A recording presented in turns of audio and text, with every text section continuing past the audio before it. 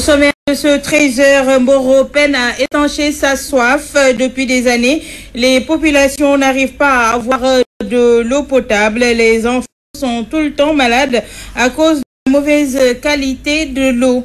Les femmes de Birkilane accusent leur ministre de tutelle qui n'a pas respecté sa promesse de les financer à la place des chèques sans provision. Ces femmes réclament des terres et des financements pour leur développement. À Touba, les conducteurs de moto Jakarta promettent l'enfer à ceux qui veulent interdire leur activité dans la ville sainte. Ils dénoncent l'intoxication qui entoure cette interdiction et affirment que cette mesure n'émane pas du khalife général des Mourides. L'actualité internationale, la page des sports. En deuxième partie, comme tous les jeudis, Info École avec Néné Jupiter Ndiaye, suivi de la revue de la presse nationale pour mettre un terme à cette édition.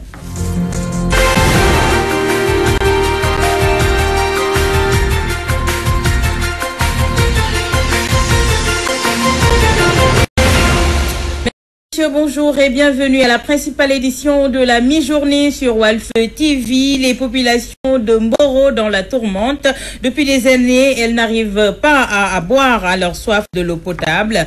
Pire, dénonce-t-elle, 80% des enfants malades admis à l'hôpital de Thiès proviennent de leur commune du fait de la mauvaise qualité de l'eau. Ramatoulaye Sarr.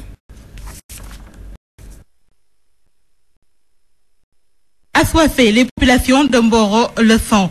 Cette situation, contestent certains habitants, n'a que trop duré, sans compter le déficit d'électricité. Le véritable problème de Mboro, c'est un problème d'eau, parce que selon les normes OMS, chaque population devrait être dotée de 35 litres par personne et par jour. Mais nous n'en sommes pas à 2. Moi, chez moi, je n'ai pas 2 litres par personne et par jour. Mboro, si vous voulez, c'est comme Tanga Nord, Tanga Sud. Un Mboro avec beaucoup d'eau à suffisance, c'est Mbaye, c'est la cité 2000, c'est les HLM, nous n'avons rien contre ces gens-là, mais c'est de l'autre côté aussi un Mboro sans eau, un Mboro sans éclairage public, un Mboro avec beaucoup de sable, et de l'autre côté un Mboro avec beaucoup de voiries. Difficulté que nous vivons, parce que nul doute que cet atelier aujourd'hui renferme 4 collectivités locales, à savoir Mewan, Darkoudos, Taïba Ndiaye et Mboro. Et nous vivons les mêmes problèmes parce que nous avons la même zone. Ici, il y a le phénomène donc, des entreprises, surtout il y a les ICS, il y a la GCO et on nous parle encore d'Africa Energy qui va bientôt s'installer. Et chaque fois, c'est des problèmes parce que ce que nous remarquons, c'est parce que là où nous faisions nos cultures, donc nos domaines de culture, nous sommes prises donc, par ces entreprises. Et malheureusement, les dédommagements ne sont pas vraiment à l'attente des gens. Parce que ce qu'on nous dédommage en général pour l'éternité, souvent en une année de récolte ou en 2 ans de récolte au maximum, on peut tirer toute cette somme-là. Si on nous dédommage avec ces sommes-là, nous trouvons cela dérisoire. Face à cette problématique, ces populations ne voient qu'une explication. La lecture simple que les gens en font, c'est que nous sommes dans une zone, enfin ils sont en train donc de politiser la question de l'eau, qui ne devrait pas être politisée parce que c'est des questions d'abord régaliennes, qui devaient transcender les contingences partisanes, parce que Yatma Ndiaye, il est du Réumi, c'est un maire du Réumi. La simple lecture que les gens en font, c'est parce que simplement il est du Réumi et les gens ne veulent pas amener l'eau à Mboro. L'autorité locale, nous n'avons que le maire qui a été porté par les populations à la tête de la mairie. Il se trouve que le maire est du Réumi. Pour ses habitants, le pays ne compte pas de Sénégalais de première zone, encore moins de seconde, raison pour laquelle font-ils remarquer à l'État l'équité doit être observée sur toute l'étendue du territoire national. Ramatoulaye Sarr, Radio-Télévision Walfadjri. Les femmes de Birkilane sont montées au créneau pour dénoncer le comportement de leur ministre de tutelle qui leur avait promis des financements, mais jusqu'à présent, elles n'ont pas vu la couleur de l'argent, uniquement des chèques sans provision. Ces femmes qui interpellent le chef de l'État ont également soulevé d'autres problèmes, l'accès à la terre et au financement. Mamadou Makhtar Sarr. Des financements, c'est ce que réclament les femmes de Birkilane dans la région de Kaffrine. Elles avaient reçu des chèques de leur ministère de tutelle, mais jusqu'à présent, elles n'ont pas vu la couleur de l'argent. Et jusqu'à présent, vous ne pouvez pas avoir une femme qui va vous dire que j'ai reçu 1 franc de ces montants-là. Donc, et quand on parle actuellement de PSE, Ce PSE ne peut pas se réaliser sans l'amélioration des conditions de vie des femmes rurales. Ça ne pourra pas également se développer sans pour autant que ces femmes obtiennent des financements comme on le fait au niveau national, au niveau de toutes les régions du Sénégal, et que la région de Kaffrine, plus précisément le département de Birkelane, vous savez, il y a un marché hebdomadaire tous les dimanches qui est devenu un marché international. Et dans ce marché-là, c'est toutes les femmes du département. Vous venez dans la commune de Birkelane, vous ne verrez personne dans les maisons. Interpellé sur cette question, le maire de Birkelane avoue son impuissance. Concernant les chèques, je pense que c'est Madame le ministre Antassar qui les avait remis des chèques quand elle était venue à Kaffrine. Et ces chèques, jusqu'à présent, ne sont pas encaissés. Et je ne sais pas pourquoi. Et pour cela, je demande solennellement à Madame le ministre de tout faire pour que ces femmes puissent encaisser leurs chèques. Les femmes ont aussi saisi l'occasion pour soulever d'autres doléances, notamment l'accès difficile à la terre, le manque d'intrants, entre autres. Difficultés liées à l'accès de la terre, où la femme rurale n'a pas droit à la terre. Difficultés liées aux distributions de semences. Semences où c'est les familles qui ont droit à avoir ces semences-là, mais les femmes qui sont là n'en ont pas droit, et alors que ce sont eux qui sont dans les ménages, dans les marchés, ce sont eux qui s'occupent de leur famille. Donc, en voilà déjà l'accès à la terre. Ça a été voté une loi au niveau de l'Assemblée. Mais c'est devenu comme c'est ça. Ce n'est pas également c'est une loi, mais ce n'est pas appliqué au niveau du département, en tout cas au niveau du Sénégal. En tout cas, au niveau de notre département, qui nous concerne précisément, nous ne sentons pas cela. Kaoula, Mamadou Makhtar Sarr pour la radio-télévision Walfadjri. Mamadou Makhtar Sarr, d'autres femmes qui réclament des terres cultivables, c'est celles de Dagana. Ce sont donc celles de Dagana. En outre, les femmes exigent la baisse des taux d'emprunt au niveau des institutions financières et qu'on arrête de brader leurs terres. Maïmouna Diaw Cissé, nous l'écoutons au micro de Gabriel Barbier. Pour asseoir un développement durable, il faut d'abord réserver aux femmes un accès considérable à la terre. Avant, les femmes étaient toujours derrière. Elles n'avaient droit à rien du tout. Avec l'avènement de la parité, mais à ce moment, elles commencent à montrer de quoi elles sont capables pour réclamer maintenant leur part dans des instances de distribution. Le foncier, c'est toujours un problème qui est au même niveau parce que les femmes réclament l'accès à la terre. Souvent, nous avons des portions qui dépassent rarement 1 hectare. Et avec 1 hectare, même avec un rendement très satisfaisant, l'économie de subsistance continue à exister. Il faudrait qu'on nous donne de grandes superficies avec des moyens très sophistiqués pour qu'on puisse faire des rendements meilleurs. Leur réserver des formations pour qu'elles puissent transformer leurs produits, en donner un design qui donnera de la valeur à ce produit. Parce que le local, dans son son, n'est que du riz. Mais une fois décortiqué, mis en sachet avec un logo, ça donnera à ce produit une valeur très ajoutée. Et il faudrait aussi que nous, femmes, après nous, qu'il y ait de la terre pour nos générations qui vont venir. Et il faudrait aussi au niveau des agences financières, si nous arrivons à décrocher un crédit, que le crédit soit annuel. Parce que nous travaillons sur 2 saisons. Au lieu de rembourser une saison, prendre un autre crédit, autant étaler le crédit sur 1 an. Avec l'agrobusiness, les femmes savent que avec les gros moyens sophistiqués, si nous laissons ces agrobusiness s'introduire dans notre territoire, nous risquons de rester les bras croisés. Donc nous devons nous battre pour occuper les premiers lots du terrain, les exploiter, donner de bons rendements et penser aux générations futures. Je vous l'annonçais dans les titres, les motos Jakarta interdits à tout bas. Les conducteurs parlent d'intoxication. Ils se disent certains que cette décision n'émane pas du khalife général des Mourides et promettent d'en découdre avec ceux qui agitent cette mesure. Les détails avec Léopold Tamba. Déclarés persona non grata à Touba par les autorités religieuses, les chauffeurs de taxi Jakarta parlent d'intox. Ils soutiennent que la décision ne relève pas du khalife général des Mourides et se disent à Bombay. Nous sommes des Mourides et nous connaissons parfaitement les pratiques interdites dans cette cité religieuse. Les Jakarta peuvent tourner le... Mais nous qui les conduisons et habitons Touba, nous ne pouvons pas nous détourner de cette ville. Nous ne pouvons ne pas entrer à Touba. Cela est nous par force. Ce mode de transport, selon eux, est une solution de vivre décemment. Ce n'est pas alors de dénoncer.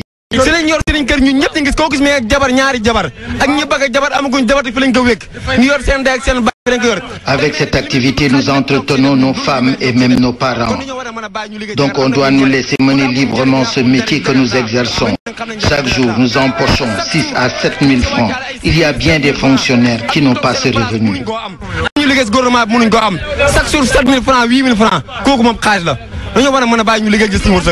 Ces mécontents assurent que le phénomène Jakarta au Sénégal est une panacée contre le banditisme. Il nous est possible de déposer nos motocyclettes et nous livrer à la délinquance par des agressions. Mais nous voulons avoir des revenus décents. Dans le cas échéant, on peut négocier pour trouver un consensus avec des conditions très claires. D'après des informations recueillies auprès de la police, cette interdiction sans nul doute émane de l'autorité religieuse. Mais il faut éviter toute confusion car elle ne concerne que les taxis Jakarta. Libre à ceux qui n'en font pas de vaquer librement à leurs occupations. La police dans tout ça a pris la décision d'opérer à des opérations de coups de poing pour décourager les récalcitrants. Touba, Walfadjri, Radio Léopold Tamba. Tarimon du Marigold Djoulol hante le sommeil des producteurs de cannelle. Face au chef de l'État, ils se sont plaints de la lourdeur des coûts du système de fonctionnement de son barrage et ils souhaitent le relèvement de la hauteur de l'ouvrage pour mieux irriguer leur périmètre. Vous avez suivi le reportage de Souleymane sur la 99 Dakar Walf FM. À Sandiara, le maire est accusé d'avoir commandité une agression contre un de ses conseillers qui est entre la vie et la mort. Serigne Diop aurait également mis la main sur 50 hectares de terre des paysans de la localité. Tchernodaf. Lynché par des partisans du maire de Sandiara, un conseiller municipal lutte contre la mort sur son lit d'hôpital selon ses proches. Le maire a délibérément envoyé son cousin Ahmed Ngom pour qu'il tabasse Pape Ibra Faye. Pape Ibra Faye aujourd'hui est dans l'impossibilité de nous rejoindre aujourd'hui. Il est dans son lit. Ahmed Ngom l'a tabassé. Nous avons porté plainte. Ahmed Ngom est un cousin du maire et il est le collecteur principal. Il a été nommé collecteur principal de la commune, du marché. Donc, le maire est derrière tout ça. C'est le maire qui a demandé à Ahmed Ngom de tabasser Pape Ibra Faye. À l'origine des heures, une différence de point de vue sur un sujet foncier. Nakhlatine porte leur parole. De Pamad Biram Faye, le premier PCR de Sandiara, en passant par Domsen, par Khaman Ndiaye, Amadou Sarr, jusqu'à Alun Faye, Sandiara n'a jamais connu un problème de terre. Nous fustigeons également le projet que le maire doit faire à Sandiara. 200 logements pour prendre 30 hectares du forage de Sandiara. Parce que ce n'est pas un projet d'utilité publique. Si c'était un dispensaire, si c'était une école, ça aurait été un projet d'utilité publique.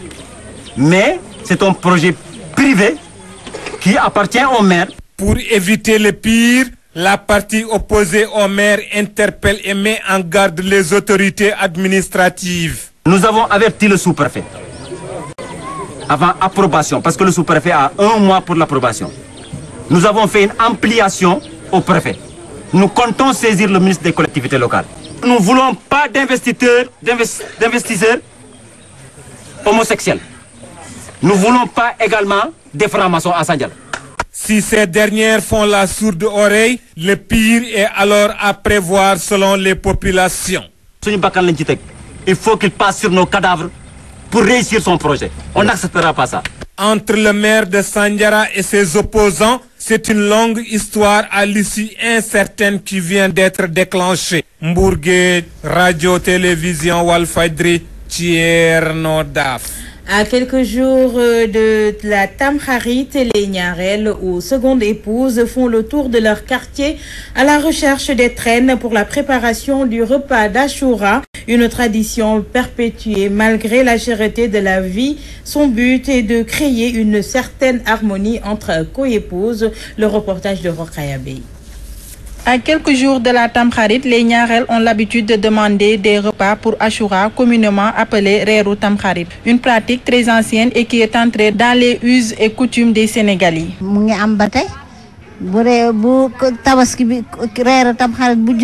Cette tradition est toujours d'actualité. À la veille de la Tamkharit, les Niarel demandent des étrennes pour le repas de Tamkharit.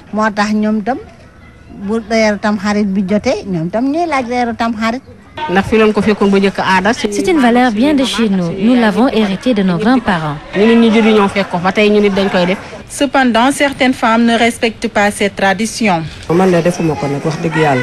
Moi, personnellement, je ne le fais pas, même si on l'a trouvé ici. Riz, mil, argent et beaucoup d'autres présents sont reçus par les Niarel. Selon Dabosso, cette pratique crée une certaine affinité entre coépouses.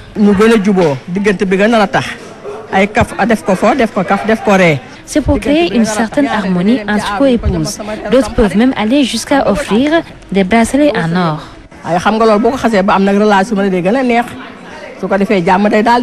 Bon nombre de citoyens pensaient que cette tradition tend à disparaître avec la conjoncture économique, mais que nenni, elle est plus que jamais d'actualité. Rokhaya Beyle Awa comme Adjaratou Penda Dialogué et Madame Faye n'ont qu'à se préparer parce qu'en bonne Niarel, je vais taper à leur porte pour avoir de l'argent et acheter du mil. Le mil, nous allons en parler, cette céréale est très prisée pour préparer un bon couscous, surtout en cette période de préparation de la Tamkharit. Toutefois, les gérants de machines à moudre se plaignent de la rareté des clients. Mami Khadignar. Le mil, céréale très prisée à quelques jours de la Tamkharit. Le prix du kilogramme varie entre 250 francs CFA à 300 francs CFA selon les vendeurs qui se frottent les mains. La vente marche bien. En cette période de Tamkharit, on vend les kilos à 250 francs ou parfois 300, ça dépend de la qualité. On se frotte bien les mains. Les clients viennent petit à petit car on est à quelques jours de la Tamkharit. Ces vendeurs assurent et rassurent, malgré l'approche de la Tamkharit, les prix ne connaîtront pas de hausse. Les prix sont toujours maintenus et on ne prévoit pas d'augmenter les mil, même s'il est très prisé pour les besoins de la Tamkharit. Les gérants de machines à moudre ne voient pas encore la couleur de l'argent. Les clients se font rares malgré l'approche de la Tamkharit. C'est vrai que la Tamkharit arrive à grands pas, mais les clients viennent rarement. Peut-être d'ici la fin du mois, ils vont venir, espérons, mais en tout cas, je ne vois pas de changement. Préparer un bon couscous nécessite un long processus, mais vendeurs de mil et gérants de machines à moudre soutiennent que l'avènement de l'Ashura ne change pas grand-chose sur le chiffre d'affaires. Mami Khadignar, sur un tout autre registre, l'épidémie d'Ebola ne fait apparemment plus peur aux Sénégalais qui ont repris les mauvaises habitudes. Fini le respect des règles d'hygiène de base. Certains déplorent ce changement et invitent à plus de vigilance dans ce reportage de Ramatoulaye Ba. Plus de cas d'Ebola au Sénégal, les populations reprennent les mauvaises habitudes. Les règles élémentaires d'hygiène ne sont plus respectées au moment où l'épidémie poursuit sa marche macabre jusque dans nos frontières. Lorsque notre pays avait enregistré son premier cas d'Ebola, certains refusaient de se donner la main. Les détergents et les gels de main étaient très prisés. Il y avait même des ruptures de stock. C'est fini, tout ça, et c'est vraiment regrettable. Tout le monde se serre la main. Ils ont même oublié pratiquement cette maladie. Voilà, ils l'ont même oublié. Nos interlocuteurs déplorent le changement de comportement souvent sans lendemain de certains Sénégalais. Le Sénégalais aime tout ce qui est nouveau. Après, il oublie vite ce qui s'était passé. Il faut être propre, bon, durant toute la vie. C'est pas parce que on a parlé de l'Ebola, on a d'autres c'est-à-dire. Donc, c'est pour toujours. Mais c'est ça le Sénégalais. C'est ça le Sénégalais. Vous savez, à chaque fois qu'on évoque quelque chose, tout le monde s'en prend. Voilà, Ebola par-ci, Ebola par-là, ok. Mais pas de suite. Toujours c'est comme ça. C'est ça le Sénégalais. Mais il faut savoir prendre des précautions par rapport à tout ça. C'est ça. Même si aujourd'hui le Sénégal n'a pas à s'inquiéter selon les autorités, le danger est réel. D'où la nécessité de renforcer les mesures de riposte et de précaution. L'actualité internationale de ce